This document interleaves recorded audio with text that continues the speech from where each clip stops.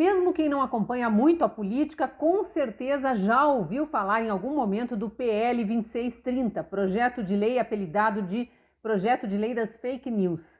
É para fingir que estão tentando combater desinformação, discurso de ódio, disparos em massa durante as eleições, o que seria um problema, mas na verdade o que os deputados estão tramando, aqueles deputados de oposição que estão loucos para aprovar isso sem muita discussão com a sociedade, é censura.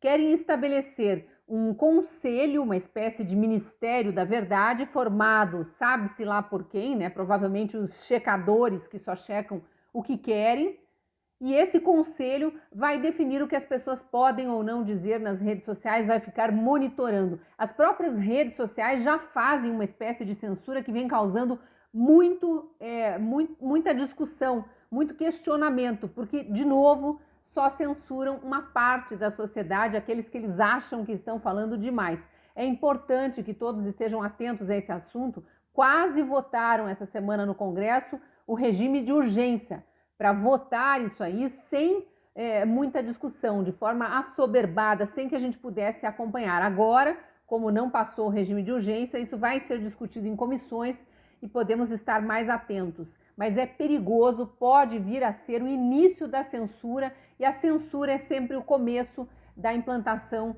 da ditadura. Não vamos deixar isso acontecer. Eu sou a Cristina Grêmio, colunista da Gazeta do Povo, e vou entrevistar a Fabiana Barroso, advogada, que leu em detalhes o projeto para poder nos trazer mais alguns alertas sobre que pontos devem atrair nossa atenção nos próximos meses.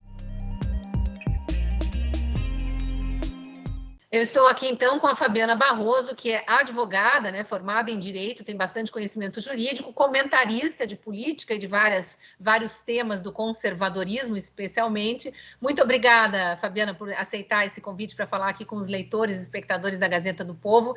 E o tema da semana é o PL das fake news, o PL 2630, que está em discussão aí, não passou em regime de urgência, mas corria, inclusive, esse risco.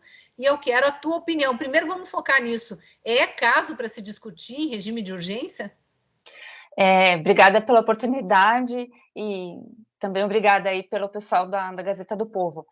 É o seguinte, Cris, na minha visão, nem deveria existir um projeto de lei nesse sentido. Eu já li o projeto anterior e reli o projeto que foi apresentado às mudanças pelo Orlando Silva, e foram muitas mudanças ali, mas o que é importante as pessoas saberem de uma forma geral é uma autocensura. Você está transferindo um poder que seria jurisdicional para pessoas comuns. Então, montaram aquele conselho de 21 conselheiros, que a lei ainda não especifica quem seria, mas ela não traz benefício algum para o usuário de internet. O usuário de internet, ele tem alguns direitos que não estão sendo garantidos pelas plataformas. Então, são muitos casos de pessoas que, independente da plataforma, reclama, fala, eu fui censurado, me tiraram, me baniram. E a nossa lei, que já existe, a Lei de Proteção de Dados, ela já faz com que essas plataformas não pudessem fazer isso. Tem casos específicos para fazer. Você só pode remover, por exemplo, um usuário se ele for denunciado por algum crime, geralmente vinculado a esses crimes sexuais, que está no Código Penal. E não do nada. Então, é tudo muito vago nessa questão de proteção do usuário em si, que seria o foco, né? Não é fake news, porque a mentira ela é milenar. E como que você controla a mentira? Você não tem como controlar a mentira. Na verdade, a verdade ela acaba se estabelecendo e a mentira ela vai sendo minada ao longo do tempo. É assim que funcionou na história da humanidade e é assim que vai funcionar. Então, na verdade, é uma manobra política de controle para que os entes do Estado, esses 21 conselheiros, tenham controle sobre as plataformas e sobre o indivíduo. O que, mais uma vez, a gente está vendo sendo relativizados os direitos do indivíduo, do cidadão, né? E isso não vai de acordo nem com a nossa Constituição e nem com aqueles pactos internacionais que o Brasil assinou, que o Brasil é signatário. Então, é uma violação frontal, mesmo com ajustes, tá? porque ela não é para o povo, ela é um controle, é algo de controle que talvez prejudique as plataformas num ponto que a gente não sabe nem se elas vão resistir se tiver que obedecer aquela quantidade de legislação ineficiente. A gente já viu uma primeira movimentação aí, o Google se manifestou, essa semana estava lá com uma tarjinha, você entrava no Google para fazer busca, embaixo do buscador já tinha uma posição do Google contra o PL 2630, que estava para ser discutido ali a questão do regime de urgência. E pegando casos aí mais ou menos recentes, porque a gente viu muita censura por parte das plataformas, né, e dos checadores, sempre coloco entre aspas, porque esses checadores contratados pelas plataformas, eles não são donos da verdade, tanto não são que eles mentem. Eles publicam coisas erradas e despublicam depois. E quando são confrontados com o que fizeram, dizem que erraram, que é o que sempre aconteceu na própria imprensa, né? A imprensa comete erros também e depois publica as erratas para corrigir informações que se configuraram inverídicas, né, no momento da apuração pareciam ser verdadeiras e depois se configuraram inverídicas. Então, é de praxe na imprensa corrigir os erros que são divulgados. E depois que surgiram as redes sociais e todos nós viramos, de alguma forma, também jornalistas, comunicadores, divulgadores de conteúdo, óbvio que todos nós estamos sujeitos a publicar coisas erradas, com intenção ou não. Como você disse, a verdade acaba aparecendo com o tempo e a mentira fica, né, fica escondida, acaba escondida e desprezada mesmo, porque a verdade se impõe. Quem se sente ofendido, porque aí tem a questão, né, da ofensa, da desinformação articulada para prejudicar alguém, especialmente na esfera política, quem se sente ofendido já tem mecanismos legais para processar o ofensor por calúnia, injúria, difamação, ameaça. Então, eu vejo como, embora não seja formada, né, na área jurídica, eu vejo como muito embolada essa discussão, uma tentativa de fazer parecer que é para melhorar a vida em sociedade, a vida virtual, quando na verdade a gente sabe que não, é para escolher o que você pode publicar. E o questionamento maior, quem vai escolher? Quem vai formar esse Ministério da Verdade? Esses 21 conselheiros são os checadores das agências de checagem, patrocinadas, por exemplo, por indústria farmacêutica, que andaram tolhendo a liberdade de expressão de médicos e cientistas na pandemia, né, e sonegaram informação importante para a população. Então, para mim, esse é o maior perigo. Não sei se você vê assim. É essa questão mesmo do tal do Ministério da Verdade, para usar o termo lá do livro 1984, do George Orwell.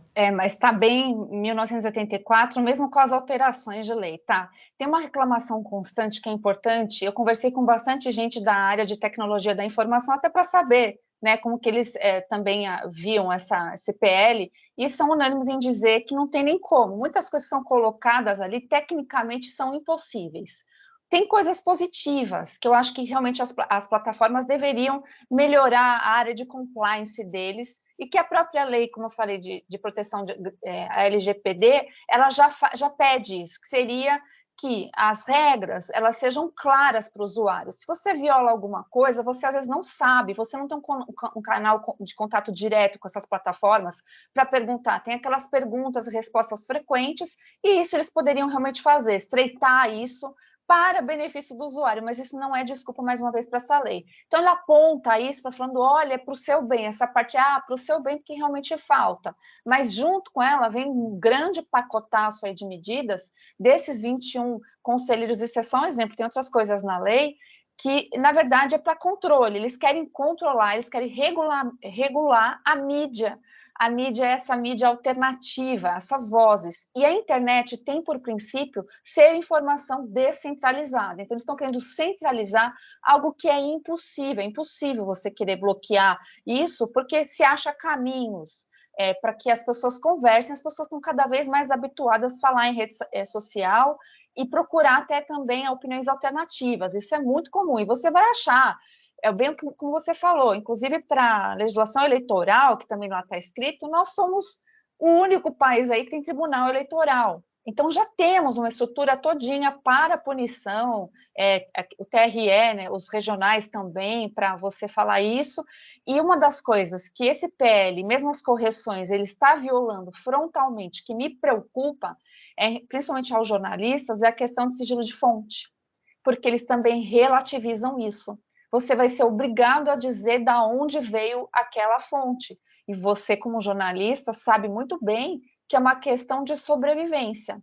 E o jornalismo, ele faz parte da democracia. Sem esse jornalismo livre, que pode averiguar, que pode ter as suas fontes mantidas em sigilo, pode ser contestado, a gente já sabe como funciona. Jornais erram, tudo bem, se publica errado, ou é processado, é condenado por dano moral. Todas essas ferramentas, a nossa justiça, as nossas leis, tudo que existe no Brasil, existe um excesso de leis, não o contrário. Né? Então, a gente vê que é muito mais midiático, e tem por princípio também, que até gostaria de mencionar, e deixar, quem sabe, um deputado aqui não esteja nos vendo, seria a título de informação, que o nosso direito é pautado no direito romano. E tem 3 preceitos do direito romano que deveria constar em todas as leis, que é o seguinte: que é viver honestamente. Então, a lei ela tem que ser compatível com isso. Não punir quem viva honestamente. O 2, dar a cada um o que é seu. Então, basta a lei garantir o que é seu por direito. E 3, não lesar ninguém. Então, quem lesa de alguma forma, pode ser do ponto de vista criminal, penal, consumidor, aí, né, tem que ser punido. Acabou. Isso é o direito, isso é a base dos direitos. Esses são os princípios que deveriam nortear, porque também eles norteiam a nossa sociedade brasileira como um todo. Então, o cidadão mediano, que as leis são formadas dessa forma, eles se norteiam por esses princípios, é senso comum. Eu estou lesionando alguém, eu estou, né, pegando o que não é meu, até criança sabe disso. Isso então, vem até dos princípios cristãos, né, para ampliar um pouco a discussão, aquele fazer o bem sem olhar a quem, mas fazer o bem, né? Não fazer mal, não fazer aos outros o que não deseja para si. Mas tem tudo a ver, o direito romano tem a ver, né, com o cristianismo, óbvio. E o nosso direito, Cris, por mais que as pessoas tenham muita resistência a isso, ele foi vinculado a preceitos da Bíblia, as pessoas gostando ou não, tá? Porque é simples, se você viola algum conceito bíblico, geralmente, né, pelos constituintes do passado, os legisladores do passado, você estaria violando uma lei. Hoje em dia, que essas pautas de costumes estão tentando modificar preceitos que estão estabelecidos já na nossa sociedade. Isso não é ser retrógrado. Isso é o tal do conservadorismo, é isso. É você conservar valores que são importantes para a manutenção básica da sociedade, para que aquilo não vire uma anarquia. Eu sou contra a anarquia. Você tem que ter os limites. Por exemplo, a tão falada liberdade de expressão, ela é limitada, ela não é ilimitada. Então, quais são os limites? Exatamente esse. Se eu lesar alguém, eu vou ser punido. Se eu, através da liberdade de expressão, eu falar alguma coisa que não é minha, ou requerer alguma coisa que não é minha. Então, é sempre assim. Se você ou estimular um crime, como teve recentemente a questão do incentivo à pedofilia em filme, publicado em plataformas de streaming. Isso não é piada, né? E também não é liberdade de expressão. E tem a questão. Aí a gente já começa a falar: olha como já tem lei. A gente tem o ECA, o Estatuto da Criança e do Adolescente. A gente tem lei de abuso de autoridade, né? Para juízes que cometem abuso. A gente tem os mecanismos. A gente não precisa de legisladores tão focados, num momento como esse, com tantas prioridades, eles sempre nessas pautas midiáticas que acabam distraindo a população de uma forma geral e até eles mesmos para as pautas que deveriam estar sendo votadas neste momento. Então, este PL ele não foi passado por nenhuma comissão, essas comissões que discutem para valer, né? Agora vão, né? Agora vão porque não foi aprovado o regime de urgência, então vão seguir a tramitação normal de todo o projeto de lei. Mas veja que preocupante, a votação foi só com 8 votos de diferença. Então, por 8 parlamentares, o brasileiro quase teve a sua liberdade tolhida. Tudo bem, depois poderia ser vetado, aí tem aquelas discussões que a gente já sabe, né? Vai para a sanção, aí veta ou não, mas tudo isso é um desgaste completamente desnecessário, porque as plataformas deveriam estar obedecendo às leis que já existem, como o Marco Civil, e também a Lei de Proteção de Dados, as leis normais do Brasil, a própria Constituição, que garante o sigilo de fontes dos jornalistas, que garante que e você garante a liberdade de expressão, né? Que ninguém está olhando para isso. Sim, e até esse tempo de guerra é legal a gente vincular. Um dos maiores aprendizados que a sociedade teve, principalmente a sociedade ocidental teve, foi com os horrores praticados na Segunda Guerra Mundial. De lá saíram limites para muitas coisas como cidadãos. Então, não foi à toa lá o Tribunal de Nuremberg, tudo que veio depois da Segunda Guerra, os limites, e neles a liberdade de expressão, para que isso não surja ditadores, pessoas autoritárias, tudo isso foi pautado por uma desgraça absoluta. Então, é uma conquista de vários povos, de várias pessoas que praticaram a cidadania ao longo do tempo, para que a gente tivesse uma Constituição, a de 1988, ao meu ver, ruim, mas ela existe, ela não está ainda suspensa, ela não é relativizada, ou não deveria ser, ela é altamente remendada, mas ela está pautada nesses valores que a gente está falando, nesses pactos que a gente está falando. Então, quando, por exemplo, na época da pandemia, quando você relativizava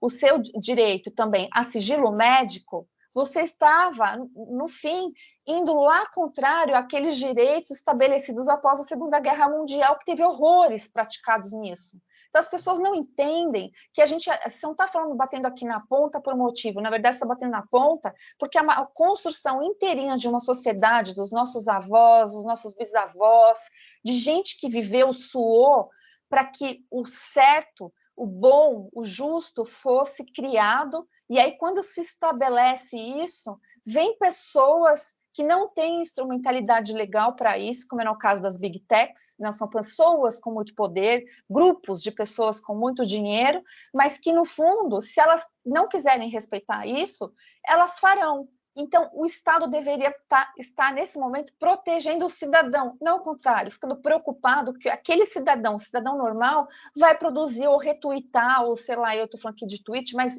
dar continuidade aqui a uma notícia falsa. Não é por aí. E também não é tentando centralizar a informação descentralizada que trouxe muito benefício para a sociedade. E pegando esse último gancho aí do que você falou, o próprio deputado Orlando Silva, do PCdoB, aliás, PCB, né, o dele, PCB, você veja, um deputado comunista, o comunismo não preza pela liberdade de expressão, o comunismo implanta censura, implanta ditadura, né? O próprio comunismo no Brasil sempre pregou a ditadura do proletariado, mas é uma ditadura. Então, a gente tem visto na pandemia aí que são os esquerdistas mais radicais que apoiam o passaporte da segregação, né?